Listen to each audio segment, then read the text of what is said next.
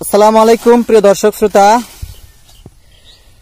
আপনাদের নিয়ে আসলাম ইন্দোনেশিয়ান ঘাস স্মার্ট নিপের ঘাসের জমিতে। বন্ধুরা দেখতেই পাচ্ছেন এই ঘাসগুলো লাঠি দিয়ে নাড়ানো হচ্ছে, কারণ আপনারা অবগত আছেন বর্তমানে একটা সাপ রাসেল ভাইপার ওইটা নাকি বাংলাদেশেও সমস্ত জায়গায় ছড়িয়েছে। সেই জন্য আমরা দেখেন এই যে বড় বড় বুট পায়ে দিয়ে আপনার ঘাসগুলাকে নাড়ে চাড়িয়ে নিচ্ছি, সতর্কতা অবলম্বন করে এই ইন্দোনেশিয়ান স্মার্ট নেপিয়ার ঘাসের কাটিং কাটার উদ্দেশ্যে এসেছি।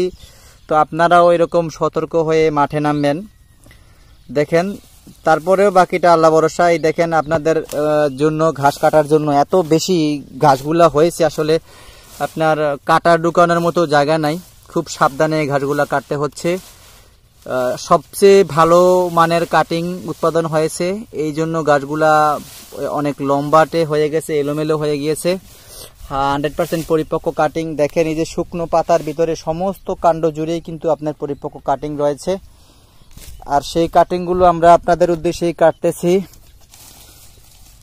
যে কোনো পরিস্থিতিতেই অনুকূল প্রতিকূল পরিবেশেই আমরা কাটিং কাটতে হয় আপনাদের জন্য। যদি আপনারা কাটিং প্রয়োজন হয় 100% পরিপক্ক ইন্দোনেশিয়ান স্মার্ট নেপিয়ার ঘাসের কাটিং, তাহলে স্ক্রিনে দেওয়া নাম্বারে যোগাযোগ করবেন। এই কাটিংগুলো আমরা সুন্দরবন কুরিয়ার সার্ভিসের মাধ্যমে সারা বাংলাদেশে 64 জেলায় কাটিংটা ডেলিভারি দিয়ে থাকি।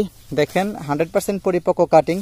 আর আপনারা এই ঘাসটা সম্পর্কে অবগত আছেন, ঘাসটাতে রয়েছে 22 থেকে 25% প্রোটিন সমৃদ্ধ, নরম রসালো মিষ্টি স্বাদযুক্ত এবং অতিরিক্ত পাতা থাকায় আপনার ছাগল ভেড়া খুবই পছন্দ করে থাকে। আর গবাদি পশু বলতে গাবি ষাঁড় মহিষ ওরা তো অবশ্যই এটাকে খুবই পছন্দ করে, যেহেতু ছাগল ভেড়ার প্রধান খাবার। আর এই ঘাসটা আপনি খুব অল্প সময়ে আপনার গবাদি পশুকে কেটে খাওয়াতে পারবেন। মূলত আপনার দরকার হলো পরিপক্ক কাটিং, আর সেই পরিপক্ক কাটিংই আমার কাছে রয়েছে খুবই স্বল্প মূল্যে, মাত্র 1 টাকা 50 পয়সা রেটে কাটিংগুলো এখন বিক্রি হচ্ছে।